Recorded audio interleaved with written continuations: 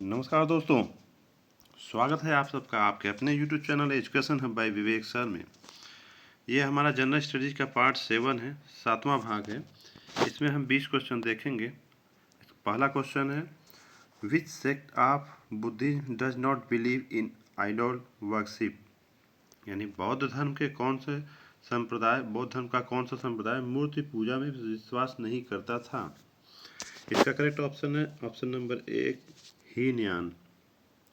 देखिए, बौद्ध धर्म के दो संप्रदाय थे, एक हीनयान एक महायान। तो हीनयान मूर्ति पूजा में विश्वास नहीं करता था।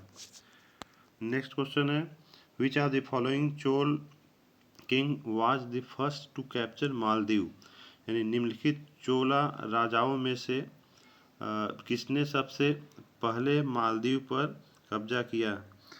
तो इसका करेक्ट ऑप्शन है ऑप्शन नंबर ए। हिस्ट्री का ये क्वेश्चन है। राजा ये है चोला वंश का संस्थापक भी था। ये क्वेश्चन आता है कि चोला वंश का संस्थापक कौन था, तो यही था राजा ही। नेक्स्ट क्वेश्चन है आपका, गायत्री मंत्र इज एसोसिएटेड विथ, यानी गायत्री मंत्र का संबंध है तो किस वेद से संबंध है, ये पूछ रहा है। इसका करेक्ट ऑप्शन है option number B Rigveda. Rigveda में ये गायत्री मंत्र लिखा हुआ है। ये विश्वामित्र द्वारा रचित है ऋग्वेद, और इस ऋग्वेद के तीसरे मंडल में सूर्य देवता सावित्री को समर्पित ये गायत्री मंत्र लिखा गया है। और ये सूर्यदेव सावित्री को समर्पित है, इसलिए इसे सावित्री मंत्र भी कहा जाता है। नेक्स्ट क्वेश्चन है, when is international ozone day is celebrated, यानी अंतर्राष्ट्रीय ओजोन दिवस कब मनाया जाता है। इसका करेक्ट ऑप्शन है ऑप्शन नंबर डी 16 सितंबर। 16 सितंबर को अंतर्राष्ट्रीय ओजोन दिवस मनाया जाता है। और जो 2020 में 16 सितंबर को ओजोन दिवस मनाया गया था, ये इसका थीम था ozone for life dash 35 years of ozone layer protection. I repeat, ozone for life dash 35 year of ozone layer protection. Next question है, which part of the constitution has been described as the soul of the constitution, भारतीय संविधान का कौन सा भाग संविधान की आत्मा कहलाता है। तो इसका करेक्ट ऑप्शन है option number D right of constitutional remedies, यानी संवैधानिक उपचारों का अधिकार। बाबा साहब भीमराव अंबेडकर ने इसे भारतीय संविधान का आत्मा कहा था। और देखिए, हम बता दें, ये जो राइट ऑफ कॉन्स्टिट्यूशनल रेमेडी है, ये मौलिक अधिकारों में ही आता है। और जो मौलिक अधिकार जो ओरिजिनल संविधान था उसमें 7 थे, हमने पहले बताया है। वर्तमान में 6 ही मौलिक अधिकार हैं। जो एक था मौलिक अधिकार संपत्ति का अधिकार था, उसे 1978 में 1978 में 44वें संविधान संशोधन द्वारा मौलिक अधिकार से हटा दिया गया है। तो ये छठवां, ये जो आंसर है डी नंबर, ये छठवां मौलिक अधिकार ही है, इसे ही संविधान की आत्मा कहा गया है। और ये आर्टिकल 32 यानी अनुच्छेद 32 में है इसका प्रावधान। नेक्स्ट क्वेश्चन है, नेशनल एंथम जन गण मन रोड बाय, यानी राष्ट्रगान जनगण मन किसकी रचना है, किसने लिखा है। तो इसका करेक्ट ऑप्शन है option number A Rabindranath Tagore ji ने इसे लिखा है। अब देखिए, रविंद्रनाथ टैगोर ने इसे 11 दिसंबर 1911 को लिखा था। तो एक यहाँ क्वेश्चन और बनता है कि ये जो राष्ट्रगान था वो पहली बार कब गाया गया था। तो वो हमारा राष्ट्रगान जो है जनगण मन अधिनायक जो है, वो पहली बार 28 दिसंबर 1911 को गाया गया था, और इसे लिखा गया था 11 दिसंबर 1911 को। और इन्हें नोबेल प्राइज, देखिए अगर कब मिला है, ये साहित्य में रविन्द्रनाथ टैगोर जी को नोबेल प्राइज़ भी मिला था। तो हमने एक वीडियो बनाया था नोबेल प्राइज़ 2020 को, वो वीडियो देख लीजिएगा। उसमें अब तक के कितने भारतीयों को मिला गया है और किस फील्ड में मिला है उसमें बताया गया है। उसके साथ ही साथ 2020 के जो नोबेल पुरस्कार हैं वो भी उसमें बताए गए हैं। वो भी एग्जाम में पूछता है। नेक्स्ट क्वेश्चन है, national song Vande Mataram wrote by, यानी राष्ट्र गीत वंदे मातरम किसकी रचना है। इसका correct option option number B, Bankim Chandra Chatterjee. ये 1870 में इन्होंने लिखा था और ये बंगाली लैंग्वेज में लिखा गया था। हु रोट, नेक्स्ट क्वेश्चन है, who among the following was founder of शून्यवादी फिलॉसफी, यानी निम्नलिखित में से कौन शून्यवादी दर्शन का संस्थापक था। इसका करेक्ट ऑप्शन है option number B, Nagarjuna. Nagarjuna ने इसे शून्यवादी दर्शन का ये कॉन्सेप्ट दिया था और ये बुद्धिस्ट फिलोसफर थे। नेक्स्ट क्वेश्चन है, हु सेड जय हिंद, जय हिंद का नारा किसने दिया था। तो इसका तो आप सबको पता होगा, ऑप्शन नंबर ए सही है, नेताजी सुभाष चंद्र बोस ने जय हिंद का नारा दिया था। नेक्स्ट क्वेश्चन है आपका, the most important part of the computer is, यानी कंप्यूटर का सबसे महत्वपूर्ण भाग है। ये तो आप सब में बहुत से लोग जानते होंगे, ऑप्शन नंबर बी सही है, CPU, यानी सेंट्रल प्रोसेसिंग यूनिट इसका होता है फुल फॉर्म। ये उसका ब्रेन कहलाता है कंप्यूटर का, ये मोस्ट इम्पॉर्टेंट पार्ट है कंप्यूटर का। नेक्स्ट क्वेश्चन है, the full form of SIM is, यानी सिम का संपूर्ण स्वरूप है, यानी फुल फॉर्म है। ये सिम वही है जो सिम कार्ड आप लोग मोबाइल में यूज करते हैं, तो इसका फुल फॉर्म है ऑप्शन नंबर ए सही है, सब्सक्राइबर्स आइडेंटिटी मॉड्यूल। कहीं कहीं सब्सक्राइबर्स आइडेंटिफिकेशन मॉड्यूल भी लिखा होता है, तो वो भी अगर ऑप्शन में होगा तो वो भी सही होगा।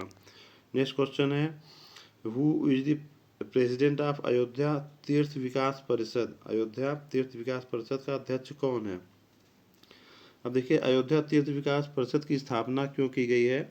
अयोध्या में जो कार्य चल रहा है वो उसका इंफ्रास्ट्रक्चर डेवलप करने का, उसका विकास करने का कार्य इस परिषद को ही दिया गया है और इसके अध्यक्ष योगी आदित्यनाथ जी को बनाया गया है। ऑप्शन नंबर ए सही है। नेक्स्ट क्वेश्चन है, हु रोट द बुक मेरा जीवन मेरा देश, मेरा जीवन मेरा देश नामक पुस्तक किसने लिखी। इसका करेक्ट ऑप्शन है option number B, Lal Krishna Advani ji ने इसे लिखा है। नेक्स्ट क्वेश्चन है, विच ऑर्गेनाइजेशन वाज इस्टेब्लिश्ड बाय राजा राम मोहन राय, राजा राम मोहन राय ने किस संगठन की स्थापना की। तो इसका करेक्ट ऑप्शन है ऑप्शन नंबर बी, ब्रह्म समाज, यानी राजा राम मोहन नायर ने ब्रह्म समाज की स्थापना की थी। और भी ऑप्शन है वो देख लीजिए, जो हिंदू महासभा, ये हिंदू महासभा की स्थापना मदन मोहन मालवीय जी ने की थी 1915 में, जो BHU के संस्थापक हैं, बनारस हिंदू यूनिवर्सिटी के। और तीसरा ऑप्शन देखिए, आर्य समाज, आर्य समाज की स्थापना 1875 में स्वामी दयानंद सरस्वती ने की थी। और रामकृष्ण मिशन जो चौथा ऑप्शन है, ये भी इसकी स्थापना की गई थी स्वामी विवेकानंद द्वारा 1897 में। और ये जो ब्रह्म समाज की स्थापना की राजा राम मोहन द्वारा, ये कोलकाता में स्थापना की गई थी 1828 में। इतने जानकारी इस क्वेश्चन से मिलती है।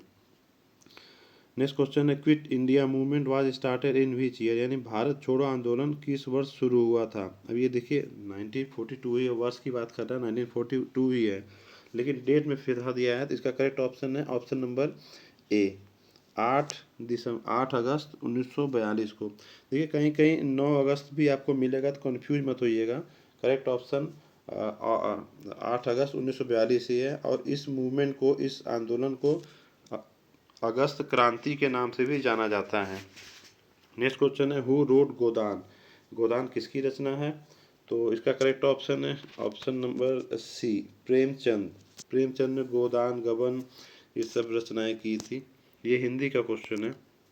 नेक्स्ट क्वेश्चन है, हु रोट चरित्रहीन, चरित्रहीन किसकी रचना है। ये भी हिंदी का क्वेश्चन है। इसका करेक्ट ऑप्शन है option number A, Sharat Chandra Chattopadhyay. Next question है आपका, who appoint the chief election commissioner of India, यानी भारत के मुख्य निर्वाचन आयुक्त की नियुक्ति कौन करता है। इसका करेक्ट ऑप्शन है ऑप्शन नंबर बी, प्रेसिडेंट, यानी राष्ट्रपति। देखिए गवर्नमेंट ऑफ इंडिया नॉमिनेट करती है किसको अपॉइंट किया जाए, लेकिन अपॉइंटमेंट जो नियुक्ति करता है वो राष्ट्रपति करता है। Next question, which is the third planet from the sun, सूर्य से तीसरा ग्रह, ये ग्रह है, सूर्य से तीसरा ग्रह कौन सा है। तो इसका करेक्ट ऑप्शन है अपना पृथ्वी, ऑप्शन नंबर ए, अर्थ इसका आंसर है। अब इसको देखिए थोड़ा सा डिटेल में देख लेते हैं। ये है, ये हमारा सूर्य है, सन, और इससे दूरी देखिए, पहला आता है बुध ग्रह, मरकरी, यानी ये क्वेश्चन बनता है सूर्य के सबसे नज़दीक कौन सा ग्रह है, तो वो मरकरी यानी बुध है। और तीसरा इसमें पूछा है, उसके बाद शुक्र है, तो ये तीसरा पृथ्वी है। इस तरह से आप देख सकते हैं 7 ग्रह हैं। और ये भी क्वेश्चन बन सकता है कि सूर्य से सबसे दूर कौन सा ग्रह है, तो ये वरुण है। और इस तरह से आप देख सकते हैं सबसे बड़ा ग्रह जुपिटर है, बृहस्पति, सबसे छोटा ग्रह बुध है, आप देख ही सकते हैं। और ये जो 4 है, बुध, शुक्र, पृथ्वी और मंगल, ये हमारा इनर प्लैनेट यानी आंतरिक ग्रह कहलाता है। और बाकी के जो 4 है, बृहस्पति, शनि, अरुण और वरुण, ये आउटर प्लैनेट कहलाते हैं, यानी बाह्य प्लैनेट, बाह्य ग्रह। नेक्स्ट क्वेश्चन है आपका, which of the following cities is situated on the left of the Ganga. निम्नलिखित नगरों में से कौन गंगा के बाएं तट पर स्थित है। देखिए, हमने वीडियो बनाया था, उसमें बताया था गंगा के तट पे किस नदी के किनारे कौन सा शहर बसा हुआ है। लेकिन यहाँ देखिए, एग्जामिनर भी बहुत चालाक होते हैं, बाएं दाएं आप पूछने लगे हैं। तो गंगा के बाएं तट पे जो स्थित है, उसका करेक्ट ऑप्शन है option number C, Varanasi. I hope आप सबको मेरा प्रयास अच्छा लगा होगा। लास्ट तक देखने के लिए आप सबका बहुत बहुत धन्यवाद।